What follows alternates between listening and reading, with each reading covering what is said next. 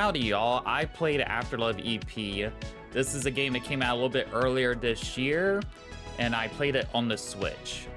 It's a visual novel, narrative-driven experience with an occasional rhythm game pushed in here and there. The game itself is about grief and loss. If you're going through a rough time, this game might hit for you, or you might relate to this game if you've recently suffered a loss. It's, you know, it's a tough game to play through. It plays with your emotions quite a bit. It makes you sad, but also a little bit hopeful. And it's just experience of life and how important it is to have a friends around you.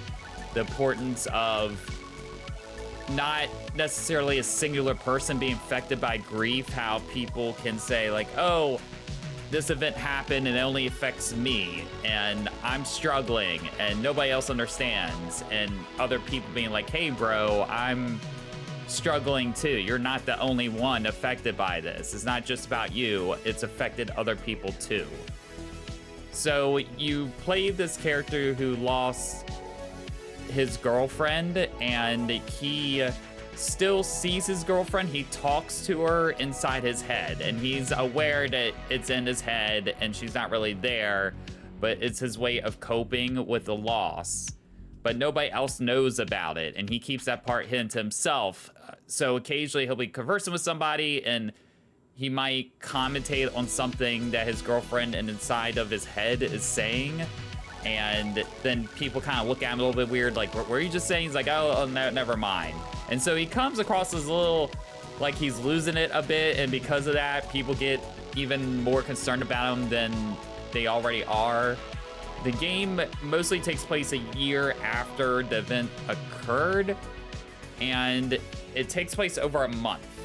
So you start on the 1st of the month, and then go all the way to the 30th or 31st at the end of the month, and then that's the game.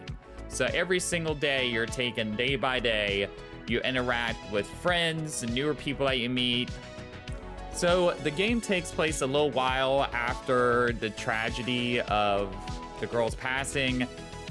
The main character you play was part of a band, and since then there's been some disillusion within the band, and part of the main story is the character trying to reconnect with his bandmates and talking about the grief and loss, but also trying to figure out, okay, what's the future of this band? Are we still going on? Are we not going on? We feel kind of ditched, of like what you did was kind of crappy to us. And again, relating that from their perspective, they were affected by this moment too, and trying to figure out what's going on.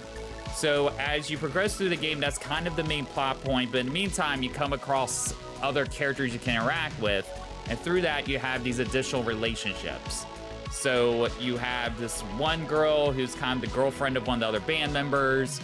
You have another girl that's kind of like a friend of the band members. And then you have the band members themselves. You have a guy that owns like a record shop. You have a person that owns a coffee shop. And you get opportunities each day to interact with these people. So the way the gameplay works is that you start a new day, and then you get to go interact with somebody, and then it goes to nighttime where you get another chance to interact with somebody else. And the way it works is that you have like kind of a list of notes of things you can do, but the way I played it, at least, is there's a map. So after you get through the first initial portion, you get the opportunity to kind of fast travel anywhere within the area.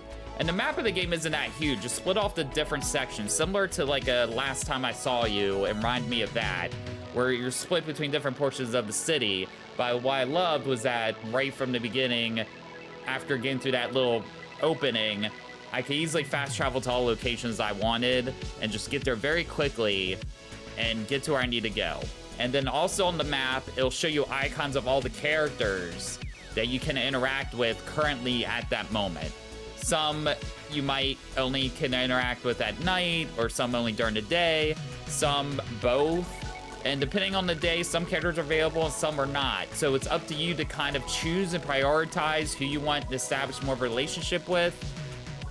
So by the end of the game, there's not like 10,000 multiple endings or anything, but there's a couple little different things that can happen depending on how you play and who you interact with. As far as interacting with the characters, it's mostly just a lot of talking. When you talk with the characters, there isn't voiceover. However, with the girlfriend inside the main character's head, she is voiceovered. But when you first start the game with her, or you experience moments of the past with her, there isn't voiceover. You have a lot of moments that you can sometimes access that unlock a certain memory from their relationship. And it's all optional. You'll just kind of randomly walk by and see a little photo icon, and then that starts a scene to show a moment from their relationship. So you also have the option as well to have moments as a solo artist, which is different from the main game performance. So when you go to these random artist spots, you don't have to do them. Similar to the photo thing, it's kind of optional. You'll just be walking by and you'll see like a random music icon, and the character will just play a song. And you get to hear the music, but you don't have to worry about playing a rhythm game necessarily for it. When you get to the main story though, you do get to moments where you play with the band a handful of times, and those are mini game elements. That's where the game part of it kind of comes into play. It's a rhythm game. It starts out kind of simple, but then for me, I found out that it kind of ramped up pretty quickly. I felt like the difficulty, like 2/3 of the way through, like sped up quite a bit. So the further I got into the game, the worse I was doing at the rhythm games, and I didn't notice like a option to make the difficulty easier necessarily. So I was doing okay at the beginning, but struggled a bit a lot later. Having said that though, how well you do will kind of reflect on how the band reacts to you a little bit, but you're also not necessarily punished for doing bad. You don't have to replay it all over again. You're just playing through the music and doing the best that you can, and whatever the outcome is what the outcome is. So I like that. I like that I wasn't like punished for doing horribly necessarily. It's just terms of a little extra on those relationships, you know, and I'm doing the best that I can at these rhythm stuff. So the cool part is when you're playing through these rhythm sections, there's music playing and there's a new song every time. And that's part of where this game shines, is like the music's really good, and it gets distracting sometimes because I'm trying to listen to the music while also playing through the rhythm thing at the same time, because it's just kind of calm and unique and different. It's acoustic. It gets a little heavy at times, but not too heavy. What I appreciate about this game also is it takes place in Indonesia.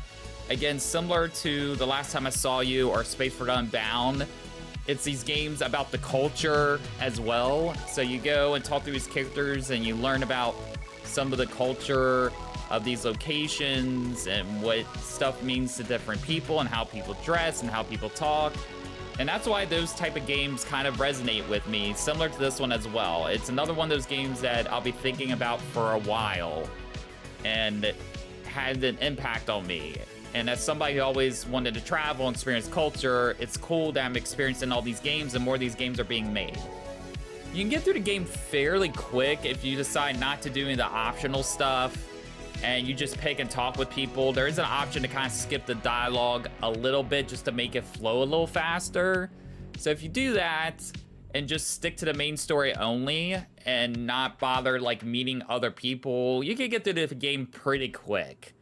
It doesn't take you too long to get through. It doesn't overstay its welcome, but there's a little enough in there for replayability if you wanted to.